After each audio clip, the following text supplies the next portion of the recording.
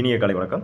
43வது நாள், 43வது தகவல். வணிகம் சார்ந்த கடன் வகைகள்ல நம்ம இன்னைக்கு லைன் ஆஃப் கிரெடிட் லோன் அப்படிங்கிறத பத்தி பார்க்க போறோம். ஆமாங்க. லைன் ஆஃப் கிரெடிட் லோன் அப்படிங்கிறது என்னன்னா, ஒரு வங்கியோ அல்லது நிதி நிறுவனங்களோ நம்மளுடைய வங்கி டிரான்சாக்ஷன பார்த்து நமக்கு ஒரு கிரெடிட் லிமிட்ட ஃபிக்ஸ் பண்ணி குடுப்பாங்க.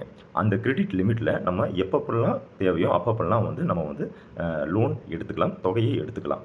இதுதான் லைன் ஆஃப் கிரெடிட் லோன் அப்படின்னு சொல்றதுங்க. இதோட சிறப்பம்சங்கள் என்ன அப்படின்னு இப்போ நம்ம பார்க்கலாங்க. இந்த கிரெடிட் லிமிட் நமக்கு ஃபிக்ஸ் பண்ணி குடுத்துருவாங்க. முதல்ல நம்ம லோன் போடுறப்பயே ஃபிக்ஸ் பண்ணி குடுத்துருவாங்க. அதுல நம்ம தேவைக்கான பணத்த மட்டும் நம்ம எடுத்துக்கலாங்க. ஆனா முழு லிமிட்ட நம்ம எடுத்துக்க முடியாது. பணம் எடுத்த தொகைக்கு மட்டும் வட்டி கட்டினா போதும். அதே சமயத்துல பார்த்தீங்கன்னா, நம்ம இஎம்ஐ அப்படிங்கிறது கட்டணுங்கிற அவசியம் இல்ல. அந்த எடுத்த தொகைக்கு மாதம் மாதம் வெறும் வட்டி மட்டும் தான் வரும். அசல் நம்ம கட்ட வேண்டியதில்ல. ஆனா நம்ம அந்த டேர்முக்குள்ள அசல கட்டிறணுங்க.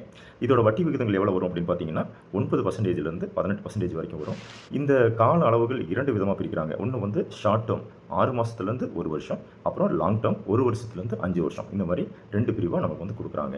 இதோட மிக முக்கியமான விஷயம் என்ன அப்படின்னா, இதுக்கு ஷூரிட்டி தேவையில்லைங்க.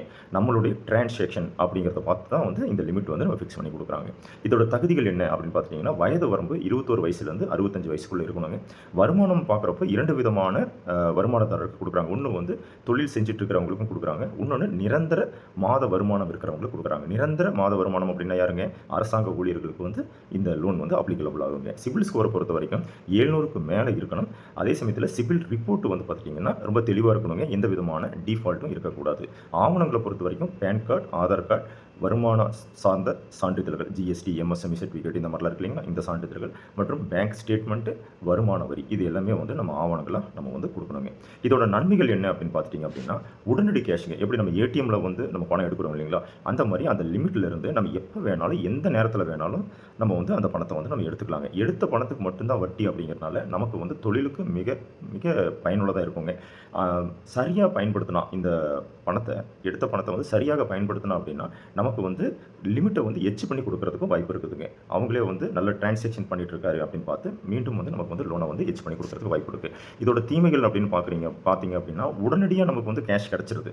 நம்ம யாருக்கிட்டையும் போய் அப்ளிகேஷன்லாம் கொடுத்து வாங்கணுங்கிறது இல்லை. உடனடியாக நம்ம பணம் கிடைச்சறதுனால நம்ம அனாவசியமான செலவுகளுக்கு ஒருவேளை பயன்படுத்திட்டா நம்ம இந்த லோன் சுமையில் போய் மாட்டிக்குவோங்க.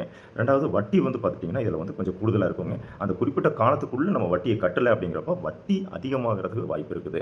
இப்போ நம்ம லோன் எடுத்துட்டோம், அதை கட்டாமல் விட்டுட்டோம் அப்படின்னா நமக்கு பார்த்தீங்கன்னா அந்த லிமிட்டை கேன்சல் பண்ணிடுவாங்க. நம்மளுடைய சிபில் ஸ்கோர் பாதிக்கும். நம்ம டிஃபால்ட் கஸ்டமர் ஆயிடுவோம்.